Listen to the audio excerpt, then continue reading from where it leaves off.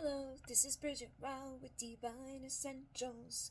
Okay, guys, I have my other phone here, and I peeked earlier and saw that there was quite a few comments on last night's video with the reading, and I wanted to just like read them and acknowledge them here so that I could answer you without like typing it all out and all of that. Okay, so boopity pop.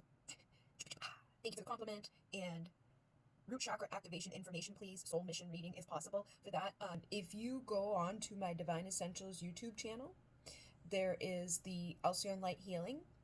The first level was connected to the root, so there's activation and healing and tons of information in Alcyone Light Healing as a whole, but in the first level is root chakra.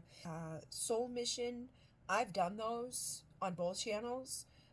I've done picker cards on both channels. I'll do another one again, but there are many of them. So if you just write in, like soul purpose or soul mission, Bridget Rao Divine Essentials, you'll probably find a couple. And then reading for passed away parents, I could do that. And then if you're feeling like a family curse or something, I have done like curse removal, different types of meditations and activations in response to those types of things as well. Somebody said, I couldn't understand the fine line between authenticity and vulnerability. Would you explain more? But your hair is very beautiful. So thank you very much. She's got out of the shower. And then she also commented, I repeated multiple times, but I couldn't get it. Yes, I feel miss him and deeply wounded, and yet I tell myself forget, he is not good for me, and so on. But I didn't get the solution. I mean the link between them, the fine line. So first off, everybody who watches a video is going to be coming from a different place, right? Whether you're on a twin flame journey or you're just somebody that's dating people, whether you've, just stumbled there for some reason, you're there. You're going to be on your journey the way that you're meant to be on your journey at that time. So somebody like myself, right? I'm coming from a perspective where I'm at, right? But I try to be inclusive and let others know along the way of different points that I've been on. I can only go so far because I'm only where I'm at, right? But first off, the biggest piece of all of these things normally is going to be healing, doing healing work on ourselves and becoming aware and conscious of ourselves is key here. Because if you're still going back and forth inside of yourself, you don't even know your authentic truth at this moment. So how can you fully embody your authenticity to yourself and others if you're still unsure? And you probably unsure because there's healing that needs to be done. I feel like there's so many things that, and again, this is why I say there's levels and layers to everything. It's not just like a cut and dry, here's your answer on anything in this world. And our authentic truth can change moment to moment. So instead of always seeking outward to find answers from others, going within and seeking ourself and our figuring out within ourselves, what is it that I even want? What is it that I even feel? And right now I've been doing the CPTSD workbook on the Divine Essentials YouTube channel. That could probably be helpful for a lot of people, because if you're struggling in relationships, if you're feeling these types of ways, it's likely that growing up in this world, you may have gone through some stuff, or you may just not have had the best role model to teach you about how to feel and how to process emotions and how to navigate ups and downs in our life, and how to deal with a breakup, or how to know what we want out of life, and to even start setting goals for ourselves in life, because we usually become a product of what our surroundings are. But we have the power to create differently when we start to realize maybe my surroundings that I've had around me my whole life haven't set me up for the best experience right now. If I'm not living the best experience right now, then I most likely have seen, heard, felt, and been dealing with some stuff in my life that has led me here. But it doesn't even matter what anybody else has done or will do or hasn't done. You're going to be the determining factor on where that goes. Like, sometimes we can get stuck in, like, the victim role, too, of, like, well, my parents messed me up, or that guy that I was with, boop, he ruined my life. They may have done some stuff leading to here, but they're no longer, like, you can take that control away at any time and be like, no, I'm gonna determine where I'm headed from here. But it's hard for you to be an authentic expression of yourself when you're struggling to figure out, like, what am I feeling? What should I be feeling? And if I am feeling what I'm feeling, like, say all of a sudden I'm like, okay, no, you know what? I'm forgetting all of the pain, and I'm forgetting all of the hurt, and I'm forgetting all of the ego wounds, because when we go through something like a breakup, right, our ego gets wounded. They didn't like me. They rejected me. They ghosted me. They disappeared. And so we take that as like, what did I do wrong? But then that festers and that grows into like resentment, because they're not coming back to be like, oh, never mind, I was wrong. You're amazing. I should have never ghosted you. I should have. And even if they do or don't do that, that shouldn't change who you are and how you feel about yourself. And that's key in a lot of all of these things, is healing that part of us where, like, self-acceptance of, like, it shouldn't matter. It shouldn't even matter what other people do or don't do. We should be able to go through that and still be, like, strong within ourselves, and not be torn of, like, oh, he's just no good for me, but I love him, boop. There's something within that that's telling you that you need to heal within. Okay, so that's that. And I did say that in the video. I didn't, like, I know I probably didn't say it, like, in depth, but it is key here to heal ourselves. And people are like, well, what does that mean? How do I heal myself? Just by becoming more aware of yourself, by becoming aware of the patterns, by becoming aware of what the root cause. It's funny because they're like the root chakra, right? The root cause of what the problem is. And also, we need to keep in mind that if you're dealing with a relationship, that's two individual people.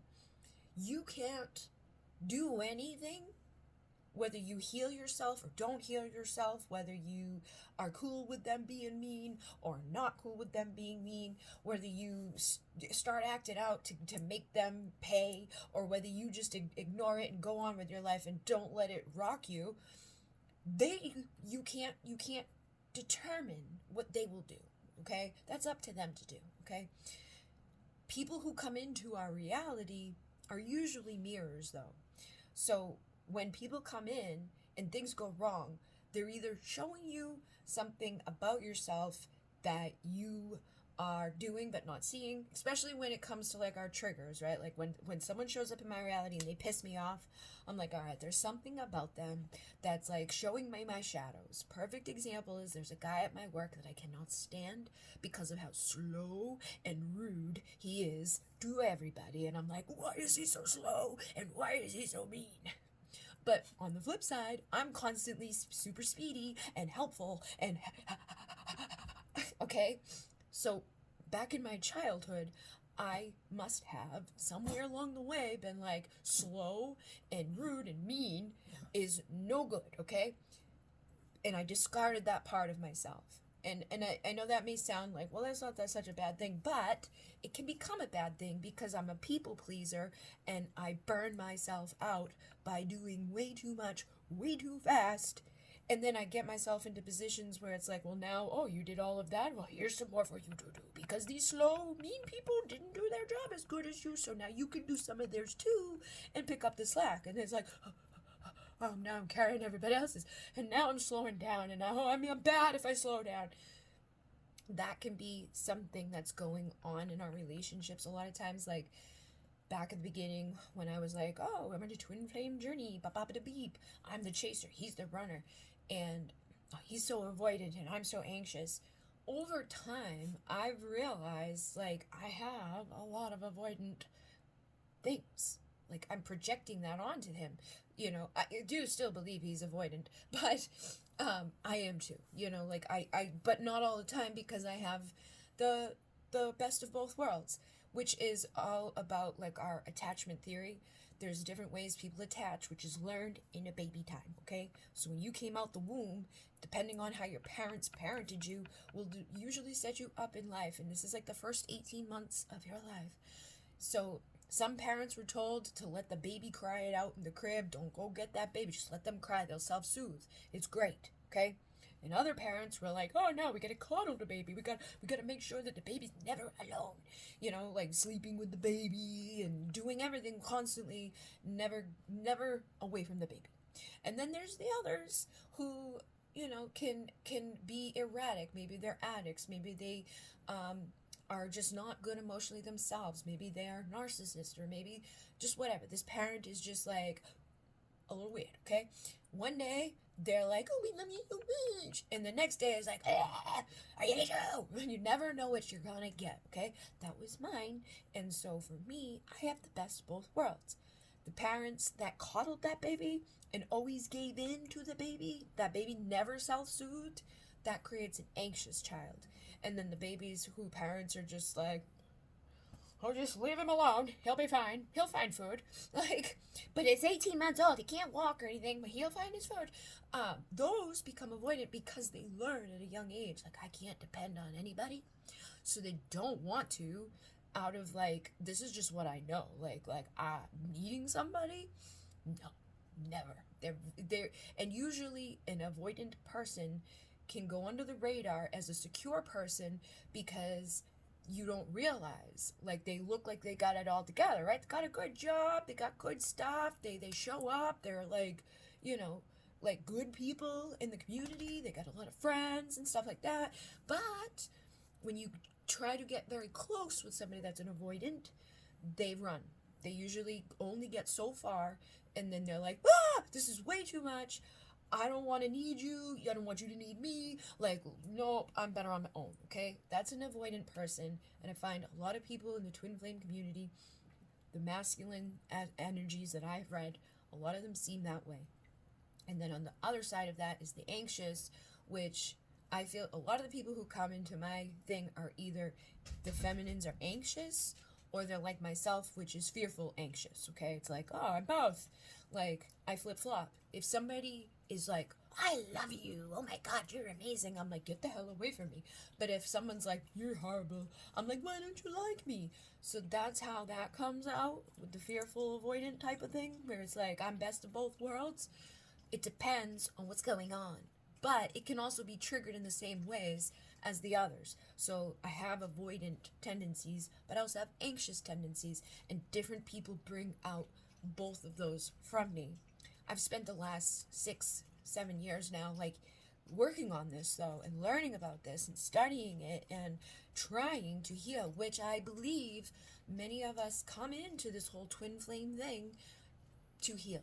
It's a trigger, it's a catalyst to get us to heal. Some of us may get to a union if both parties, which again, they have their own free will, and they get to choose what they're going to do, but it's up to us to decide how we're going to navigate what they do and don't do, and how we let it impact our personal life.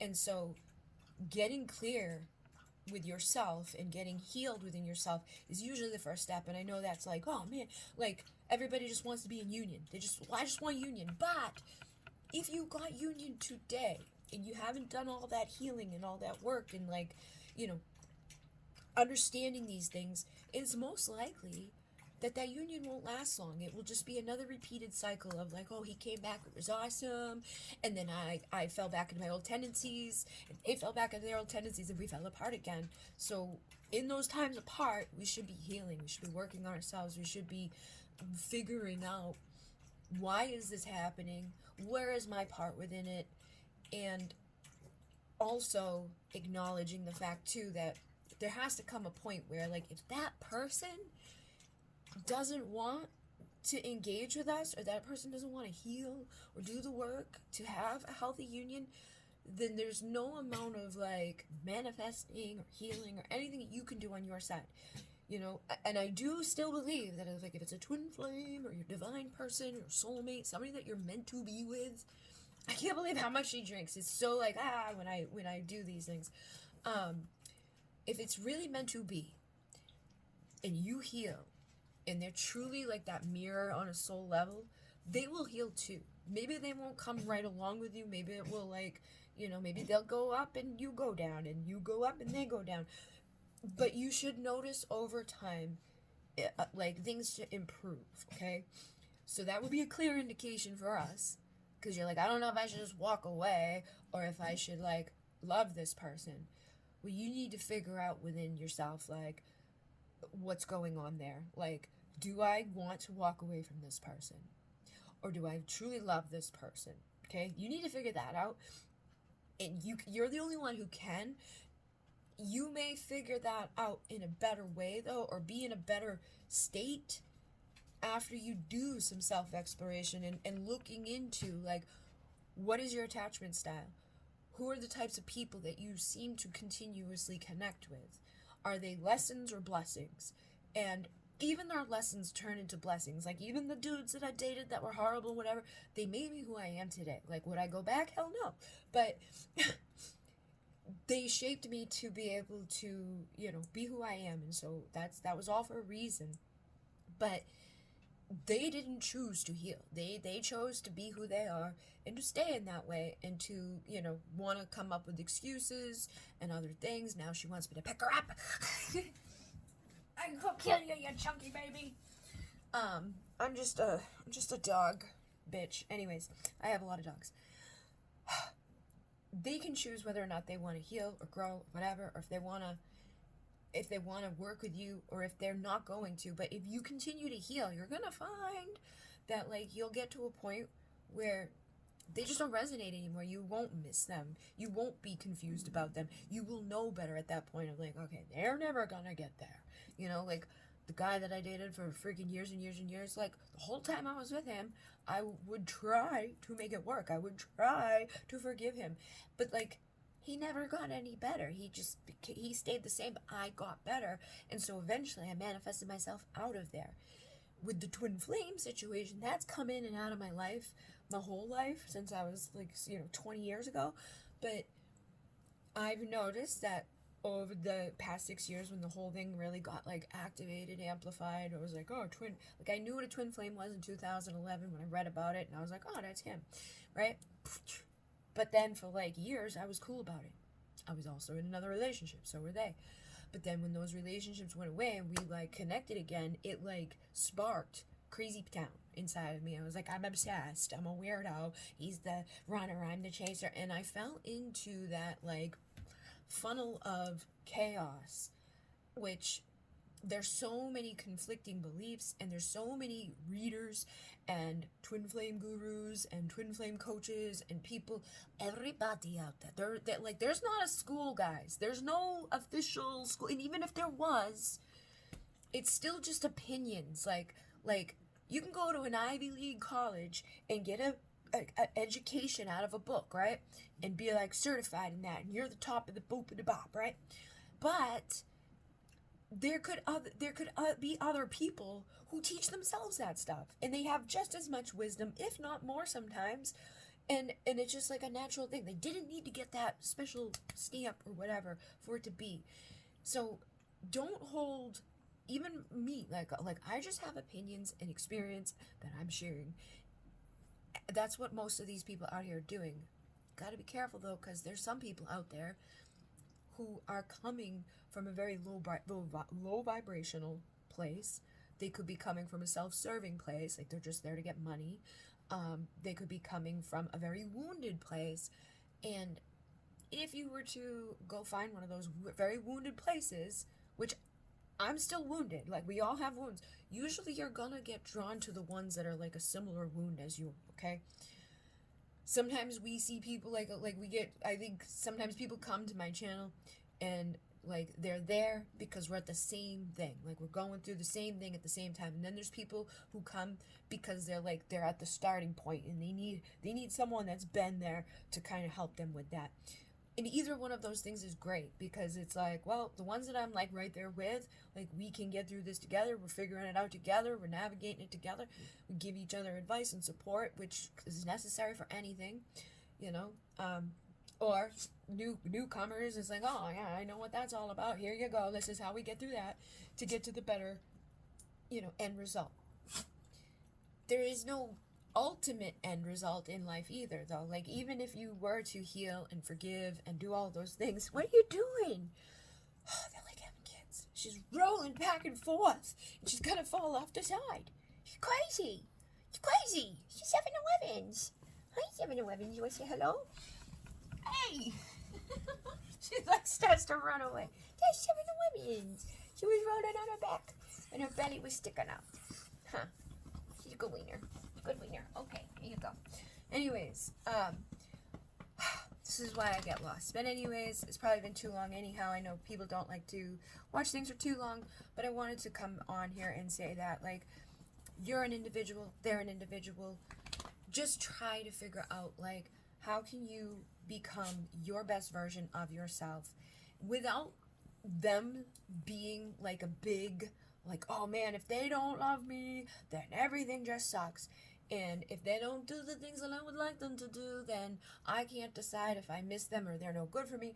Also, be honest with yourself. Like, are the things that they're doing really toxic? Or are the things that they do coming from a wounded place? There's two different things. There's narcissists who will never change, who will destroy your life, who will make you miserable and mess with your head on purpose. But then there's people who are just wounded. Okay? Avoidant people and narcissists often get like mixed up in there, and they think that they are sometimes, like they feel like people think that they are. And it's really just that they're avoidant. It's not that they're emotionless, it's not that they don't want love, it's not that they don't like that. It's just that it's very overwhelming to them because it's foreign to them, because they didn't get it when they were a baby in some way. It can also come about later in life too. Like, if you go through very toxic relationships, or just like something traumatic happens in your world, you can all of a sudden just be like, all right, I don't trust anybody anymore, and I'm just better off by myself 24/7. And that's a defense mechanism. And that's not narcissism. Narcissism is and again, that comes from childhood too. These are things that you should be figuring out though. Like, is the person very toxic? Or is it just somebody that's a little wounded? Was I toxic within it? Was I a little weird within it? Did I do some stuff that probably like scared them off? Be honest with yourself, and then really be honest with yourself about, like, is it just that they're no good for me, or is it that they hurt me? And so, because my ego got wounded and I feel rejected, I'm like, well, they're just no good for me. They're just a bad guy. It could be, it couldn't be. And you are the one that gets to determine that, because you're the one that's going to choose that. You know what I mean? You will be the person who gets to say what your things are. Don't let me be like, oh, that's just too far, you should hate him. And even if I did, it wouldn't matter, because you would still, if you still loved him, you may try on the surface to be like, well, I know he's no good for me. They said he's no good for me. But you would still hold on to it, what you're doing right now, which tells you that you still love this person. It may be a call for you to choose to love yourself enough to be like, wow, like, I deserve better than that. Or it may be a mirror of two wounded people that both need to heal. And when you do that, you will get a better result in the end. I can't tell you that because I don't know. And the only way you'll find out is by doing the work, by meditating, going within, learning about these things, like study about these things, look into attachment theory, watch relationship coaches, look into, therapy workbooks and journaling and podcasts and books and just anything that you can consume to broaden how you handle things, like your information, your wisdom about how I'm going to navigate life, how I'm going to change my mindset, how I'm going to go about meeting people, how I'm going to go about my boundaries, how I'm going to go about finding my authentic truth. And I think sometimes a lot of us can be like, I don't know my authentic truth because it varies day to day. Like some days it's like I can't stand this anymore. I hate it. But then that moment passes and it's like, well, I still want to do this. And that could be like personality stuff too that comes about from trauma and experiences of just not feeling safe or secure. So working on our becoming a secure, healthy, attached person within ourselves and within our relationships, within our friendships, within our careers, and all of those things is going to make it much more easier to be very authentic and to even know who we authentically are and want and all of that. So the Divine Essentials YouTube channel has a ton of healing on there, ton of meditations, activations. Majority of it is all free. Sometimes there's things that are like a paid activation, but it's like $5. It's not a lot of money.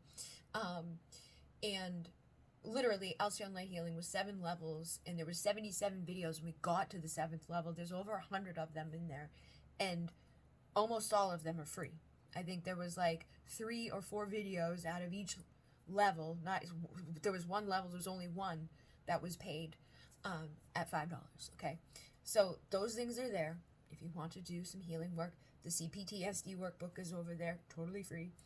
And then on my TikTok is the shadow work book, and that is also a great tool. You know, if you go onto my TikTok, you can look at this. The whole book is on there, and these are all prompts that will help you to heal, so that you can figure out who you authentically are, so then you can be vulnerable in that expression. You can learn more about how to be vulnerable, how to be authentic, who you even want to be, who you want to surround yourself with, and also how to navigate that when it's like, well, I wanted to be with them, but they don't want to be with me, and how to not take that so personally, because it's like, that's just like their free will and your free will. And sometimes our things just, they don't line up sometimes. But that doesn't mean you're any less of a person, or that you should feel insecure, or that you should hang on to something just because it didn't go so well, Don't let that be the thing that keeps you from ever having something good manifest or a great relationship come about, because you're still hoping that maybe, possibly, this person will change their mind.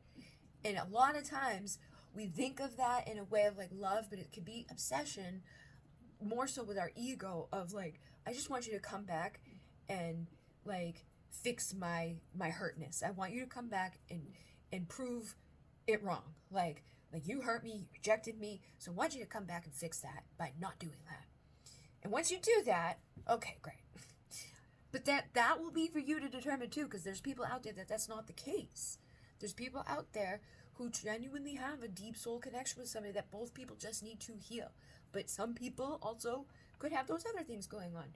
And that's why doing this shadow work and doing these other things can help us to figure out who we are within that, so that we don't waste our whole life, being lost and confused, or having other people direct what's going on for us around us. Okay? So hopefully that serves you guys. Thank you very much. In Renee, namaste.